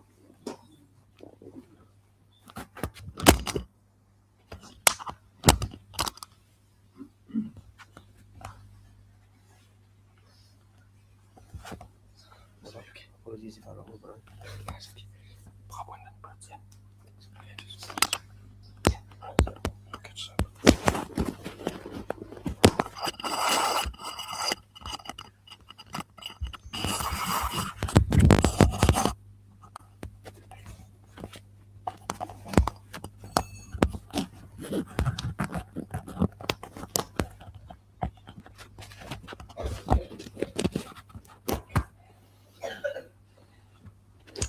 Assalamu alaikum wa rahmatullahi wa barakatuh. Bismillah ar-Rahman ar-Rahim. Alhamdulillahi Rabbil Alameen wa la aqibatu lil muttaqeen wa salatu wa salamu ala ashrafil anbiya'i wal mursalin wa ala alihi wa ashabihi ajma'in. Rabbi shrah li sadri wa yassir li amri wa hlul 'uqdatam min lisani yafqahu qawli. Rabbi yassir wa la tu'assir wa tammim bil khair wa bika nasta'in ya fattah ya fattah ya fattah ya fatih al khair. Okay, Bismillah ar-Rahman ar-Rahim. When Maulana Abdul Hafiz Sahib and Maulana Safwan Sahib approached me to support this session in supporting the English revision and examination skills, immediately I knew a potential obstacle that could confuse students, and inshallah, hopefully you leave today's session with more clarity than confusion, inshallah ta'ala. And the reason is because many of you sat here will be sitting in different examination boards, and there's different approaches to each of the questions. And I'm not going to go down that route. Rather, give you a generic, universal approach to the assessment objectives, which are the same for each of the examination boards.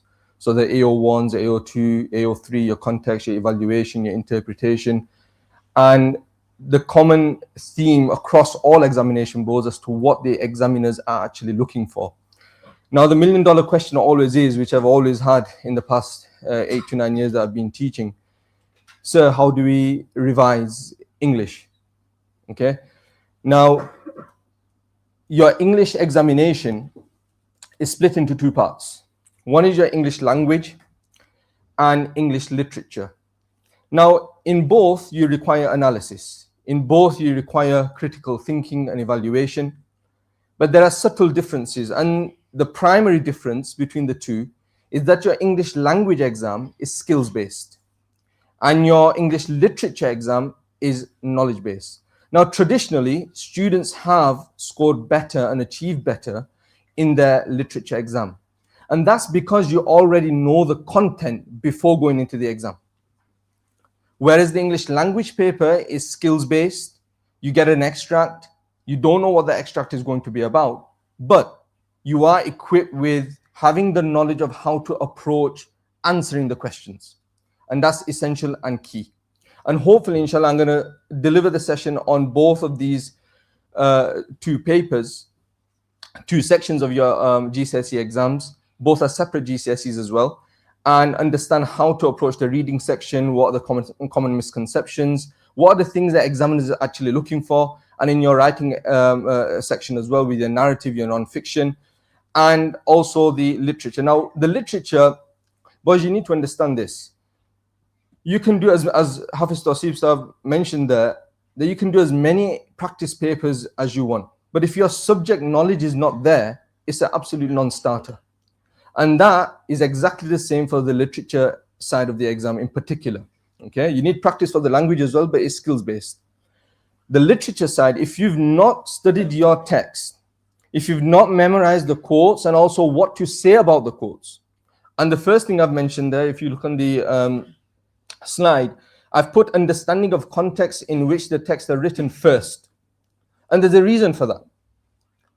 The reason for that is that you will not understand the characterization, the events, the things that are happening within that particular text, whether it's a poem, whether it's a 19th century literary text, whether it's a play by J.B. Priestley and Inspector Calls, or a novella by Charles Dickens, until you don't understand the context in which those particular texts have been written, it's a non-starter. You will not understand anything that takes place in that particular text. Now, I'm gonna bit of cold calling as well, so I'm making sure that the audience is engaged. So hands up for those who can quickly, in very few words, explain to me what is context. And don't be shy, okay? What is context? This will form as a revision as well. Who can tell me what is context? And it doesn't matter if you get it wrong, because from mistakes we learn. Maulana mentioned as well. Okay, you have to fix those errors and mistakes. What is context? Come quickly. Somebody. What is context? Nobody? So we're definitely not prepared for this section of the exam. Never mind knowing what the context is, you need to understand what is context and why is it important. And hopefully, inshallah, by the end of today's session, you'll understand and you'll get the buy-in and understand why I want you to approach the exams with intent, with purpose. You're not winging it, okay? You're not fluking anything. You're including certain things in the exam, knowing that if I include this, I'm leaving the examiner with no choice but to give me the mark, okay? So when you have this conscious approach to your examinations, inshallah, it'll be a lot more productive, and inshallah, the outcome will be a lot better as well. Okay, so to mention context, I'll mention this when I get to that later, inshallah, with time constraints as well, so we'll move on. So with your reading skills, these are the three overarching things that you need to consider. So whenever you read an extract, these are your three major thinking points. What is happening in this text? Okay, so I'm talking about the fiction paper here. How has the writer written it? What methods? When we say how, so another exam tip, okay, so if you want to make a note, that whenever the question paper says how means what are the methods, okay, what are the ways in which the writer has tried to convey their message, present a particular character or a theme. How has the writer written it? So you need to consider that. And why has the writer made these choices? What impact does the writer want to have on you? Now, many a times, I'll just touch upon this again. I am going to go into it in more detail later, but a lot of students say, oh, this makes the reader feel sympathetic, or the reader feels shocked, and they leave it at that. What the examiner wants you to do is explain why. I feel this way, or I am made to feel this way because. Okay, so that's another very important examination tip that students tend to lose marks on when it comes to personal response. So you also need to have understanding of the character and setting, analysis of language and structure. Now, structure is a big bugbear of mine because students tend to overlook this element regularly, and I'm going to talk to you about how you can easily get marks for structure, okay, without even explicitly mentioning structure or addressing it.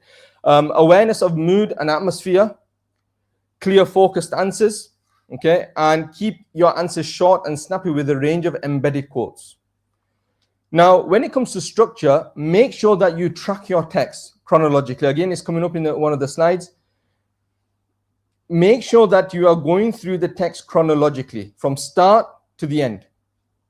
Don't skip to the middle or the end. The examiners, whether it's AQA, whether it's EdXL, whether it's WJEC Educast, the examiners want you to be tracking methodically through, okay, and strategically through the extract. So make sure you are doing that. Also, read the opening and ending carefully. Does the extract begin and end in the same way? These are the things that you need to be looking out for, okay? If it does, why? Is it a cyclical structure? Okay, does it end and begin in the same way? If it doesn't, why doesn't it? Is there a change? Is there a shift? Repeat words from the question. Now, I'm going to echo what Hafiz Tawsif Sahab mentioned before, that and Maulana Junaid Sahab as well, is highlighting, decoding the question. Okay, this is a generic approach to an examination. You're doing it in every single subject. Okay, it should be habitual. It's something that's second nature to you. Highlight those words, and we call that decoding the question, and repeat those words throughout your response. And what that does, you got to understand the examiners are marking thousands of scripts. And if you're doing these basics properly, okay, these basics properly, where you're showing the focus, you're tracking the text, you're using tracking phrases such as at the beginning of the extract, in the middle of the extract, by the end of the extract, you're creating an impression on the examiner that you know what you're doing. Okay, and also the beauty of English is there's no real right or wrong answer. Even on the mark scheme, show of hands, who's actually studied a mark scheme, who's looked at a mark scheme or past paper? One, show of hands, why you guys are shy? Okay. What does it say at the bottom of a mark scheme? So you've got question 4, for example, and it'll give you bullet points of potential answers. What does it say at the end? Have you ever noticed? And it seems like we need to study the mark scheme properly. Okay? It'll always say that this is not a checklist of answers. They award marks for potential alternatives. So that means there's no real right or wrong answer, as long as you can justify your reason as to why the writer has chosen a particular method to convey a particular message, then you will get marks awarded for that. Okay? So if it is asking you to analyze a specific section, then box that section off as well. I've actually marked a paper of the students where the answers were relatively correct in what they were saying, but the answers and the quotation that was selected, the evidence that was selected to answer the question was from a completely different section of the paper, and you will not get any marks. So if it says lines 1 to 15 for question 1 or question 2, whatever it may be, applicable to your or relative to your examination board, then you have to select the evidence from that section only. So good examination technique is to box that section off. Okay, and only select evidence from that. I've mentioned track the text chronologically. Identify shifts in mood and tension. This is also implicit structure. You will get marks for structure. If you talk about the extract starts with the character being presented as someone who is melancholic and feeling sad, and by the end there's a shift in their mood, you've tracked the text. You're looking at how the writer structured and presented that character from the beginning to the end. Zoom in on keywords and imagery. Now, you can't zoom in on every single word. You don't have the time. Okay, that's another element and challenge. I teach many students, if I give them 3 hours for the exam, they'll get grade 9s. But you don't have the luxury of that time. So explain, and this is the way I approach the examination board that we teach, so it might not be applicable to you, but what we've learned and what we've seen, the trend, is that if you've got a 10-mark answer, we teach our students to write 10 mini paragraphs. Structured, clear, 3-4 line, okay, focused analysis, they've got evidence, they've got personal response, and it's 10 times all the way down. And we've seen the examiners actually awarding more marks to those students that are structuring their response in that way, because it's clear. They've got thousands of scripts to mark, and they know that, okay, there's evidence here, there's analysis here, there's a personal response, they're moving to another one. That's 1 mark done. And if you got it 10 times, the chances are that you're going to get at least 7 or 8 out of those 10 marks, okay? And avoid retelling the story. The examiner does not want a summary and retelling of the story. They want you to lead by meaning. Okay, what does it mean that this character has been presented in this way, and the impression that have been created, and so on and so forth. Okay, non-fiction reading paper then. What you need to focus on: what is the purpose? Who is the audience? What is the writer's viewpoint? Whether that's on healthy eating, whether that's on whatever topic it may be, okay, gun crime, whatever it may be. What is the tone that they are using, okay, in order to convey their perspective? Tone is very, very important. Students overlook this element as well in the exam paper. How language is used to influence readers. Now, I do know I'm sort of contradicting what Maulana Abdul Hafiz have mentioned earlier regarding acronyms, but I found that this particular acronym is quite good when it comes to remembering or identifying writers' methods when it comes to a non-fiction paper. So direct address, anecdote, facts, opinions, rhetorical question, repetition, emotive language, statistics, triple. These are quick, easy ones. Can I have a show of hands who's heard of the forest before? I'm sure many teachers, yeah, we generally do use it, okay? So these are quick ways to identify how the writer has presented their viewpoint, okay? Again, I'm conscious of time, so I'm going to really go through these slides relatively quickly. Comparison questions. Now, this is a big one. Compare one idea at a time and ensure that you include a comparative overview to demonstrate your understanding. Now, this point, that second bullet point, is also applicable for your other analytical responses as well. Provide an overview. You might not necessarily get marks for it, but what it does, it creates an impression to the helps the examiner understand that this student knows what this extract is about, or how, or what this question is asking for. So literally a 2-3 line overview will be beneficial. Have a clear comparative point. Okay, students tend to just start off with, in text A, the writer suggests, okay, or is conveying the idea of whatever it may be. And then they go into text B. But what is the comparative point? What is the point of comparison? So make sure you've got that before going into text A and B. Okay, so writing is about control and clarity, clear structure and using paragraphs, include text, specific features where relevant, and always adapt language to suit purpose and audience. Plan briefly before writing, which is very, very important, okay, in terms of your writing. Students tend to miss out this step. 2.5 minutes to 3 minutes, make sure you plan. You're coming on the back of a reading section. You've been under pressure, you know, your mind is tired, you make mistakes, okay? So having that reference point and making sure that you've got a brief plan there of what you're going to include in your main ideas, your introduction, your conclusion, okay, is very, very important in terms of having that control and clarity. Okay, going back to that first point. Otherwise, it's just going to be cluttered ideas on a page. And your AO5, content and organization, is just going to go out of the window. So take that time. I know a lot of you, guys, focus please. I'm explaining something very important. Control and clarity is very important. Why? Because if you don't plan, you got cluttered ideas, you're not going to achieve AO5, you're not going to get into band 4 and above. Okay, you're not going to have a structured approach to your response. Okay, moving on. So, in terms of your narrative, and again, I'm just going to put it out there. Do not write a story where zombies are getting chased around a forest or something like that, or there's a, you know, about a drug cartel or some. We've seen it all, we've heard it all. Don't do it. Okay, and I can tell by some of your reactions here that some of you have been thinking of those ideas or even being guilty of doing it. Keep your narrative simple. You need to keep your narrative time frame 2 to 3 minutes. So the events that are occurring in that narrative are over 2 to 3 minutes. 2 to 3 minutes only. You need to bring that narrative to life by talking about the sensory description, describing the setting, describing the mood, the internal thoughts of the character, maybe throwing a little bit of dialogue. Again, that's part of characterization. Again, talking about characters, don't talk about more than 1 or 2 characters. Well, you need the one main protagonist, but no more than 2 characters, because you don't have the time to develop each character.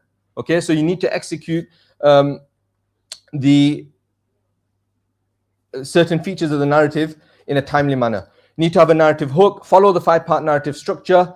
You need to have a beginning, middle, and end. There's been so many narratives that I've marked, the students have not got to the end, your marks are going to be capped. Show, don't tell.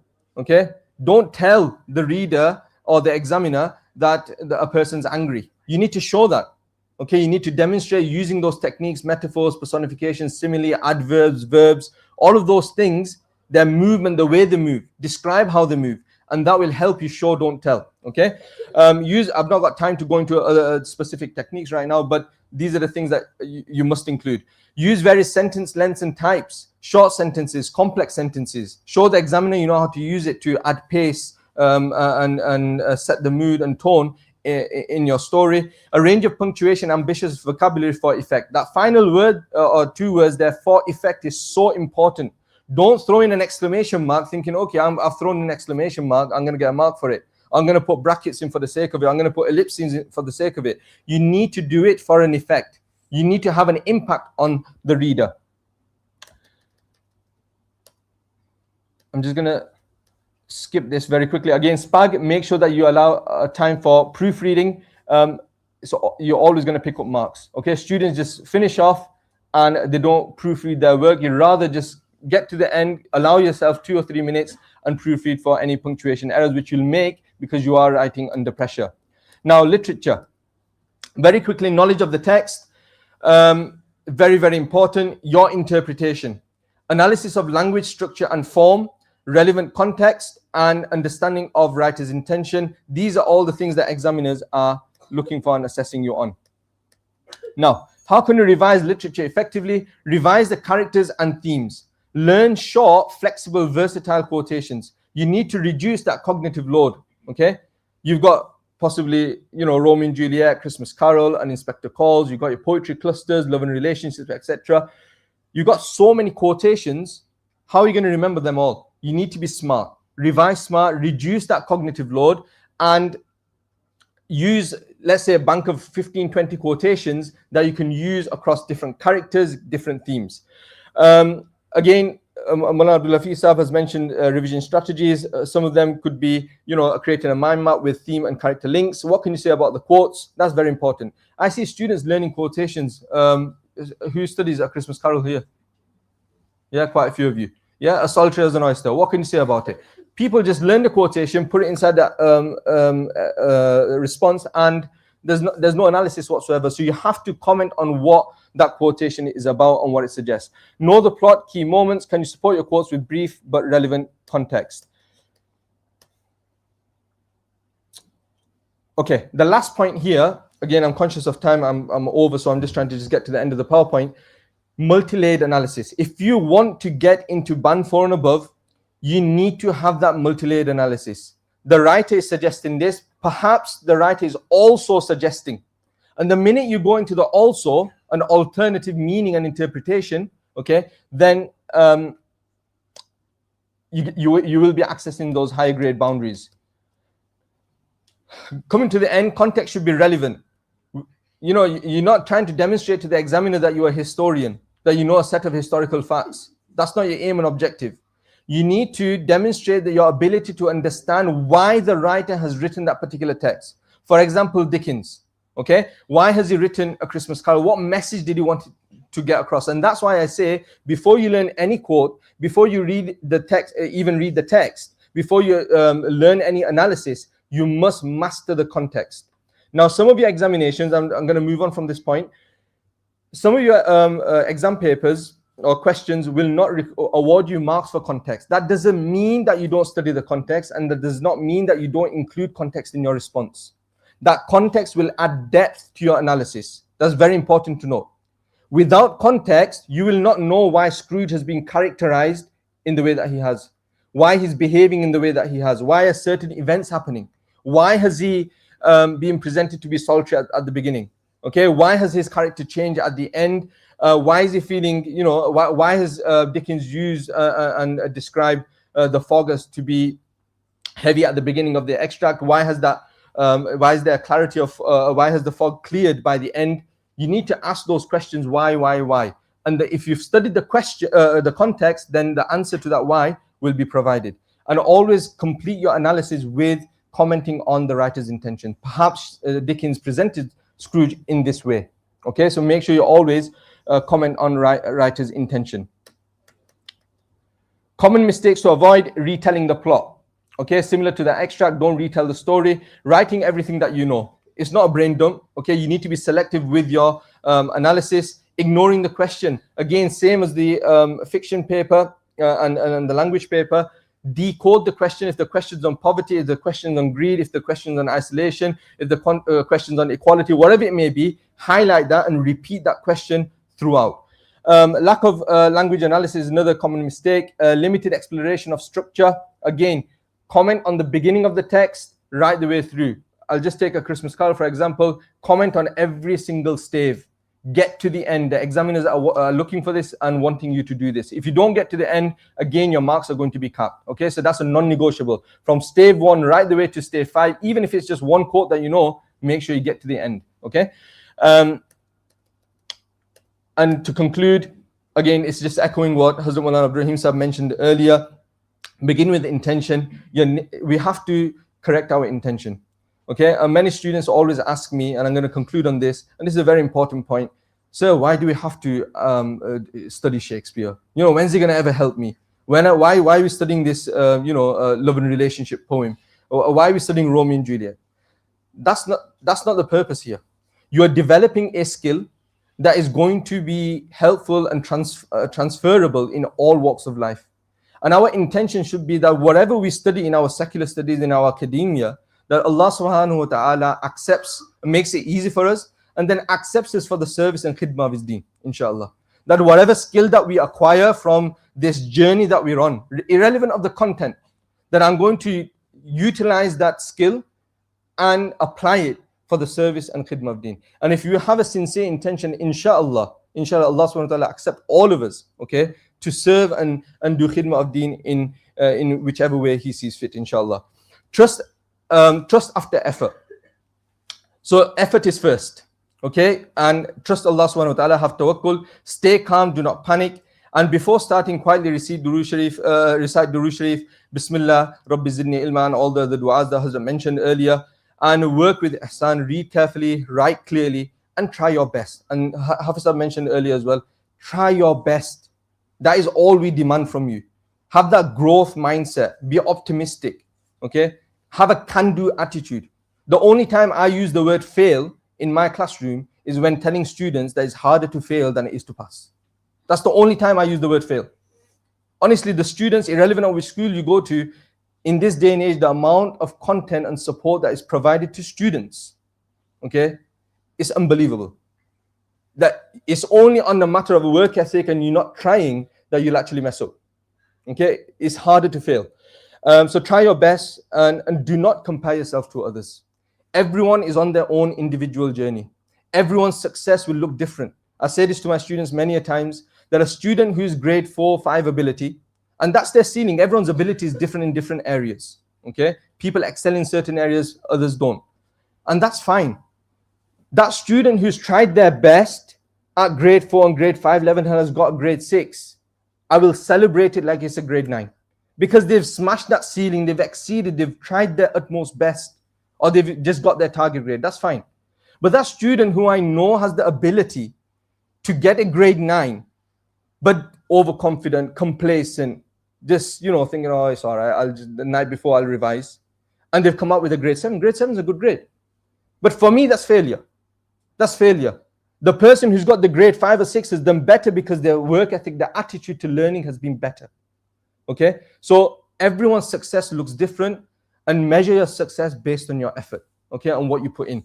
And ultimately, what you put in is what you'll get out of it. And finish with gratitude. Always say Alhamdulillah and leave the exam behind. Don't dwell on it. If you've actually been true to yourself, you've been sincere, you've worked hard, whatever the outcome, that was in your decree. And do shukr and show gratitude to Allah subhanahu wa ta'ala and have that resilience. Setbacks happen, but it's about fixing those mistakes, okay? Thinking and reflecting. And last but not least, I've not mentioned it here, but take your mock exams seriously, guys. Because if you do not try, and majority of the students don't, they just think it's just a mock. I'm just gonna, I'm just gonna wing it. I'm just gonna, just prepare a few days before. It's giving false data to your teachers.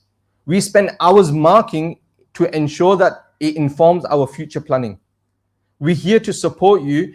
If that data is false, basically you've not prepared your narrative, you've not memorized your narrative, you've not memorized your quotes, you've not memorized your analysis, and you're not getting the grade that actually reflects your ability because of a lack of effort, then that doesn't tell me a true story of where you're at. Because if you have tried and you're still getting grade 4 or grade 5, then I know what I need to do as a teacher to get you over the line. But if you've not made the effort, it's a false reading. It doesn't tell me anything and it doesn't help you.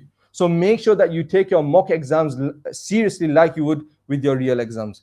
May Allah subhanahu wa ta'ala grant us all the ability to try our best, okay, and turn to Allah subhanahu wa ta'ala, seek His guidance, seek His help, and approach our studies with the utmost sincerity. Wa akhiru da'wana alhamdulillahi rabbil alamin.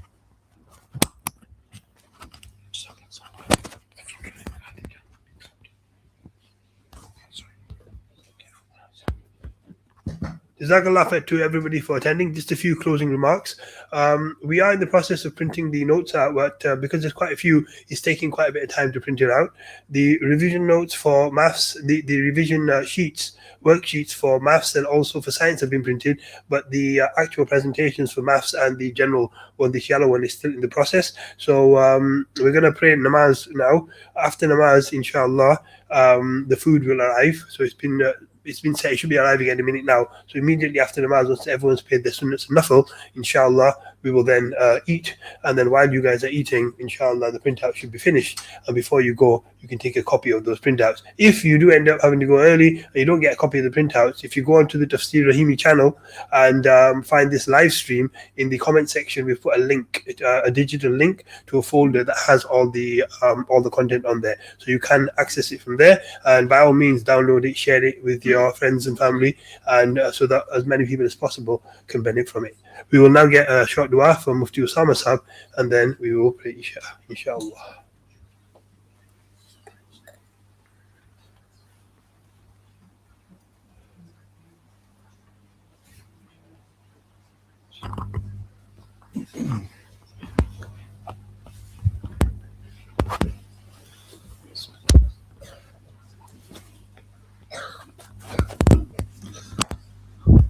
بسم الله الرحمن الرحيم الحمد لله رب العالمين والصلاة والسلام على سيد الأنبياء والمرسلين سيدنا ونبينا مولانا محمد وعلى آله وصحبه أجمعين.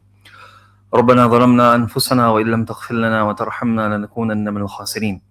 ربنا اغفر لنا ذنوبنا وإسرافنا في أمرنا وثبت أقدامنا وانصرنا على القوم الكافرين. اللهم اغفر لنا ولجميع المؤمنين والمؤمنات والمسلمين والمسلمات الأحياء منهم والأموات إنك سميع قريب مجيب الدعوات. ربنا آتنا في الدنيا حسنة وفي الآخرة حسنة وقنا عذاب النار. اللهم لا سهل إلا ما جعلته سهلا وأنت تجعل الحزن سهلا إذا شئت. اللهم رب اغفر وارحم وأنت خير الراحمين. لا إله إلا الله الحليم الكريم. سبحان الله رب العرش العظيم. الحمد لله رب العالمين. نسألك موجبات رحمتك وعزائم مغفرتك والغنيمة من كل بر والسلامة من كل إثم.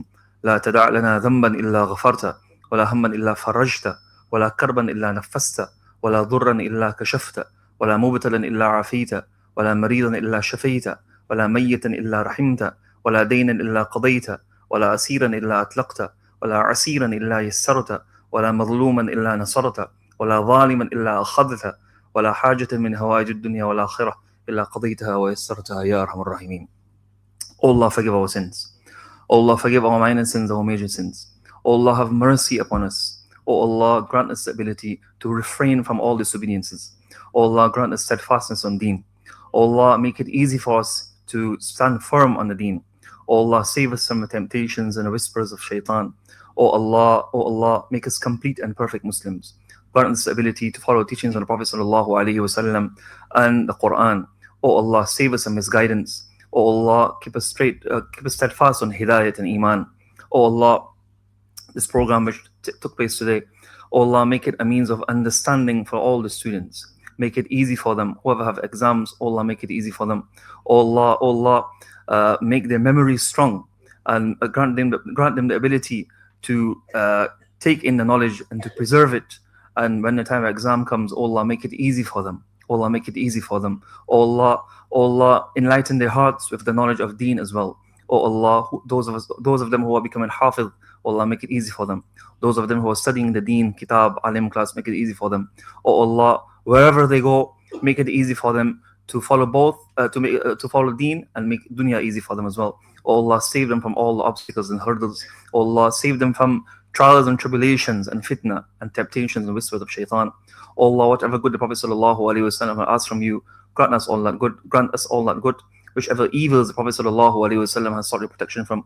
Oh Allah, save us from all those evils. Oh Allah, wherever Muslims are suffering, especially in Gaza, Palestine, in Sudan, Somalia, Afghanistan, Kashmir, oh Allah, have mercy upon them. Oh Allah, remove their suffering. Oh Allah, remove oppression. Oh Allah, remove those who are oppressing the oppressors. Oh Allah, have mercy upon the whole ummah of Prophet ﷺ. Oh Allah, accept the efforts of this institute. Oh Allah, whatever programs take place here, oh Allah, namaz, bayan, madrasa, darul uloom, whatever take place here, oh Allah, make it a means of hidayat. Oh Allah, make it a means of hidayat. Oh Allah, accept everyone who participate in this program and who, oh Allah, who sacrifice their time and efforts to make this program and all other forthcoming programs easy. Oh Allah, assist them, grant them barakah. Oh Allah, protect them, save them from all evils. Oh Allah, accept our humble dua. ربنا تقبل منا إنك أنت السميع العليم وتب علينا يا مولانا إنك أنت التواب الرحيم سبحان ربك رب العزة أما يصفون وسلام على المرسلين والحمد لله رب العالمين.